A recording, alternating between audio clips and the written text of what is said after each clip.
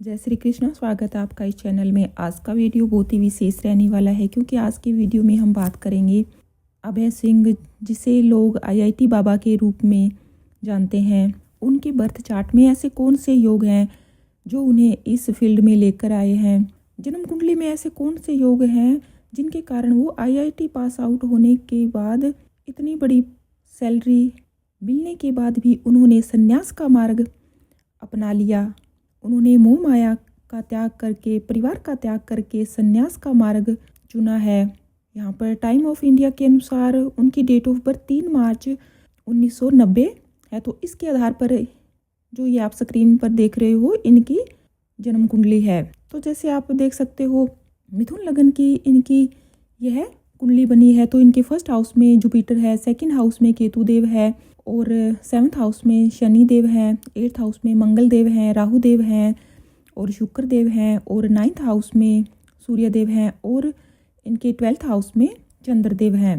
तो जो जीव कारक गुरु है यह मिथुन राशि में फर्स्ट हाउस में बैठे हैं। तो यहाँ पर संन्यास का क्या योग बन रहा है, अध्यात्म का क्या योग बन रहा है, ऐसा कौन सा योग है जो व्यक्ति अध्यात्म के मार्ग पर आता है।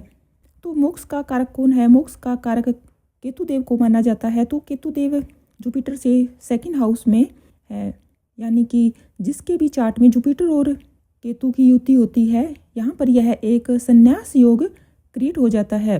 केतु के प्रभाव के कारण ही व्यक्ति अध्यात्म की ओर मोक्ष का मार्ग अपनाता है। उसका झुकाव हमेशा मोक्ष के मार्ग पर ही रहता है। व्यक्ति चाहते हुए भी माया के बंधन में नहीं बंध पाता। और यह आप कुंडली देखोगे कि इसमें जुपिटर से 2nd हाउस में केतु देव है और नाड़ी ज्योतिष के नियम के अनुसार सूर्य देव के साथ बुध देव है और जो ग्रह त्रिकोण में आते हैं वह युति की तरह ही काम करते हैं। तो देव गुरु बृहस्पति के त्रिकोण में कौन बैठे हैं? सूर्य देव और बुध देव है। आप देखेंगे कि सूर्य देव को किसका कारक माना जाता है? सूर्य देव को आत्मा का कारक माना जाता है। गुरु जीव है। तो यहाँ पर योग बन रहा है, जीव आत्मा का योग बन रहा है। योग जीव आत्मा योग का प्रभाव इस कुंडली में देखने को मिल रहा है। व्यक्ति के जो पूर्व संस्कार होते हैं, पूर्व जन्म के जो अच्छे संस्कार होते हैं, उन्हीं के कारण वह इस जन्म में उपलब्धियां प्राप्त करता है। व्यक्ति अपने पूर्व जन्म के संस्कारों को लेकर आता है जिसके कारण वह इस जन्म में अपने कर्म करता है। जैसे कोई डॉक्टर होता है, कोई इंजीनियर होता है, जिस किसी क्षेत्र में वह जाता है हमेशा ख्याति प्राप्त करता है। यह उसके पूर्व जन्म के संस्कार ही है। उसे नेम फेम स्टेटस देने में पूर्व जन्म के संस्कार काम आते हैं। आप कोई भी चार्ट ले लीजिए जिसमें गुरु सूर्य की युति होती है, गुरु के ऊपर सूर्य की 7th दृष्टि होती है या गुरु त्रिकोण में बैठे होते हैं, सूर्य के साथ कोई ना कोई संबंध बनता है तो उससे समाज में नेम फेम मिलता है, अच्छी सक्सेस मिलती है। यह उसके पूर्व संस्कार के कारण ही होता है। देव गुरु बृहस्पति के त्रिकोण में सूर्य देव बैठे हैं और बुध देव भी हैं। बुध देव बुद्धि के कारक हैं और देवगुरु बृहस्पति का भी यहाँ पर प्रभाव आ रहा है। तो यह बहुत ज़्यादा इंटेलिजेंट थे। बुद्धि के कारण ही इन्होंने आईआईटी पास की है और आईआईटी से पास आउट होने के बाद इनको काफ़ी अच्छी जॉब भी मिली।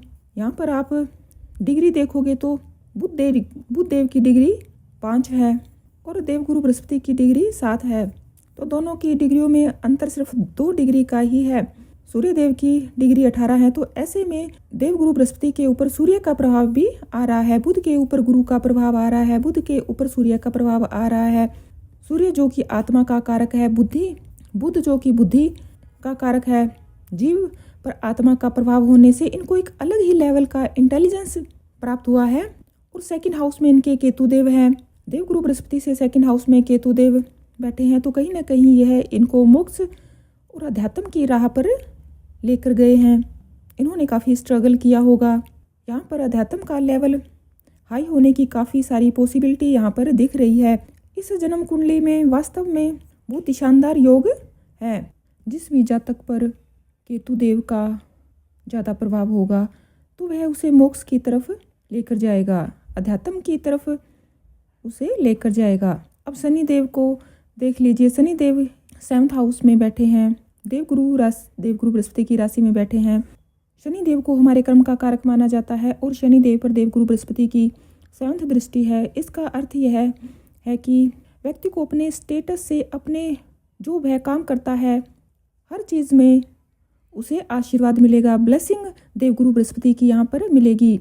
उसका जो भी काम है उस काम पर देवगुरु बृहस्पति की ब्लेसिंग रहेगी, यानी कि हर काम में वह सफलता प्राप्त करेगा। अध्यात्म मार्ग हो फिर या चाहे वह अध्यात्म का मार्ग कह लीजिए, या IIT पास करके उसने इंजीनियरिंग में काफ़ी अच्छा नेम फेम सक्सेस पाया है।